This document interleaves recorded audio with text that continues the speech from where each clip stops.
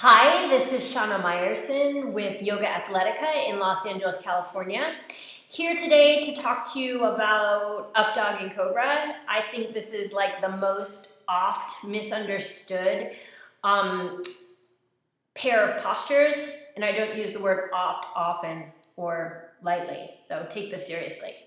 Okay, so we're gonna go over Cobra, we're gonna go over upward facing dog, and we're gonna talk about sort of the differences between the two, because too many people seem to think they're sort of like a blob of the same thing, and that same thing is just sort of like all over the place anyway. So, does this look familiar to you? This is how most people do their Cobra. I teach all over the world, and I'd say about 80% of everyone I see does their Cobra like this. Let me show you the side view. So it's just like my shoulders are way up in my ears, there's nothing going on in my upper back. It's just sort of like, just pushing my arms as hard as I can. Now, Cobra is actually a bent elbow position, okay? Unless you're in the Cirque du Soleil, and if you're watching this video, there's a really good chance that you're not. You're gonna be bending your elbows in Cobra. This is something sort of interesting. We've got so much mobility in our shoulders, so check it out. Let's say I come into that sort of crappy Cobra. Like my shoulders are up in my ears, my back is really, really flat in the upper back. Watch this, I can keep my chest this high and just roll my shoulders back in a sexy shrug. Back and down. And look how much my elbows bend. My chest didn't lower at all. In fact, I can continue to lift here. I'm lifting in like a C curve. Okay, so when you come into a Cobra or an upward facing dog, think of yourself like a piece of chewed gum, but you know, in the best possible way that you could be a piece of chewed gum. You see how my shoulders like all peeling? Too much sun, wear sunscreen. Okay, so imagine like a bike just came and it rolled over your piece of gum. How do I do this? And your gum comes over the tire, wrong way, up and back. So you want to think, instead of Cobra being like and you want to think about it being shoo. Oh, that was totally off screen. Here, there we go. Nah, I can't do it. Never mind. Check it out. I'll show it with my body. Instead of just being like press up, where if you can see my thoracic spine up here is just completely flat, you want to think about up and over. So my shoulder blades are sort of like, almost like they're gonna pop through my chest. There's a big back in my lumbar spine, and notice that my chest is way forward of my arms, okay? So when you come into just like straight arms and your chest is just like straight down, then you know you're in the wrong position. All this really is a collapsed plank, and this isn't really serving you at all. So, what you do to practice this, I'm gonna clean the floor a little bit with my shirt. When you lie down, you want your fingers, your middle finger, in alignment with the front of your shoulder and the side of your shoulder. Okay, that's gonna be the alignment. And from here, you're gonna take a little shrug. You're gonna take your shoulders up to your ears, up to the sky, and then drag them down to your toes. Like really drag them. You're trying to take your shoulder blades to your tush, and then keep them in that back and down position. So that as you press up in that C curve, your body lifts up and the back bend is in the tightest part of your spine, the thoracic spine, rather than just in your low back. Does that make sense? You see the difference? How my chest is behind, my chest is in front. So you want to make sure that the chest is in front and the shoulders are way down out of your ears, okay? Because that's going to make your shoulders a lot happier, okay? Now, upward facing dog, for whatever reason, everybody just seems to think this is like just take a plank and drop your hips. Now, we spend so much time teaching plank and telling you not to drop your hips. Why would we want you to just collapse your hips to come into a proper pose, upward facing dog? So many people, their up dog just looks like this. My knees are off the floor. My shoulders are back in my ears, my chest is back behind my arms. And I'm just taking everything in my lumbar spine. There's nothing going on in my upper back. When you've taken upward facing dog, starting from the floor, you would actually have your hands way back, like at the base of your ribs. See how I have like a 90-degree angle with my arms? My knees come off the floor, and then here's my piece of gum. So imagine that tire is pulling my gum up and over. Now my knees are off the floor, see? My chest is forward. My shoulder blades are pressing in, and my heart is lifting.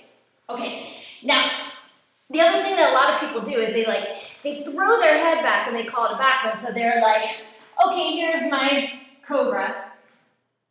And look how much tension is in my neck and how little is going on in my back at all, right? So remember that your neck, technically speaking, is called what? Your cervical spine. Okay, why is it called your cervical spine? Because it's part of your spine.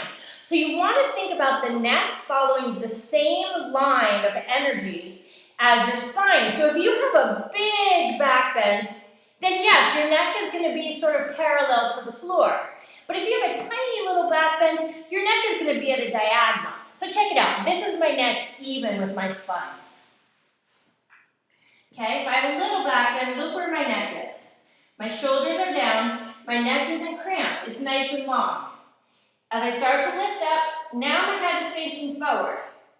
I lift, I lift, I lift. Now I'm not throwing my head back. My head is actually just following the line of my spine. You see, if my head is up now, it's breaking the line of energy. If I drop it back like this, it's too much tension. But rather, there's that scooping action so that my chest, sternum are lifting up, and my heart is facing the sky, my neck follows. Okay, so the main differences between Cobra and upward facing dog is that with the Cobra, your hips are on the floor and your elbows are bent. With an upward facing dog, your knees are off the floor, your hips are off the floor as well, and your elbows are straight. But just having straight elbows and knees off the floor does not make one an upward facing dog.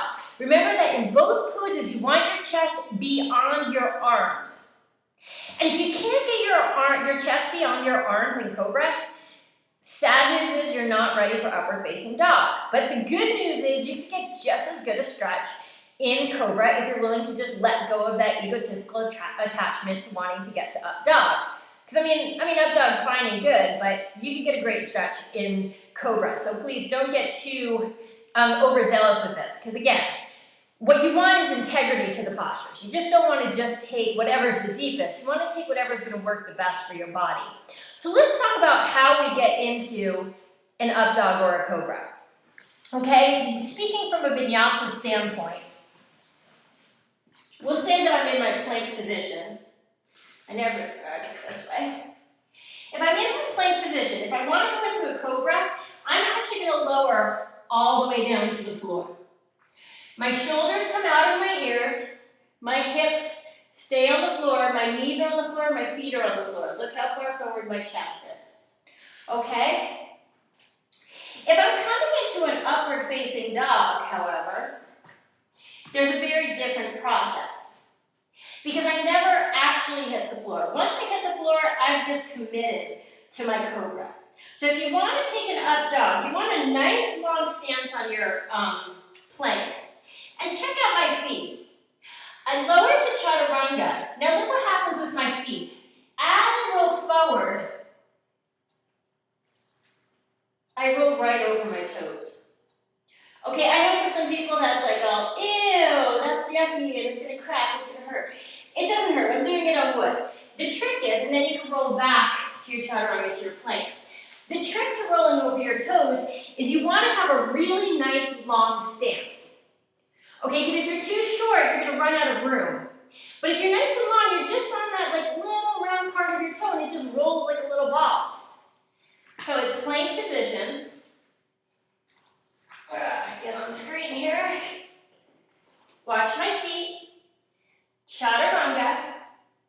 I don't just collapse down, but I push forward and through to come into my upward facing dog. Chaturanga, plank position. Okay, so whether you're taking your plank not your plank, whether you're taking your Cobra or whether you're taking your upward facing dog, the main thing you need to remember, shoulders out of your ears, neck is relaxed and following the line of the spine, okay? Arms are straight in an up dog, they're bent in a Cobra.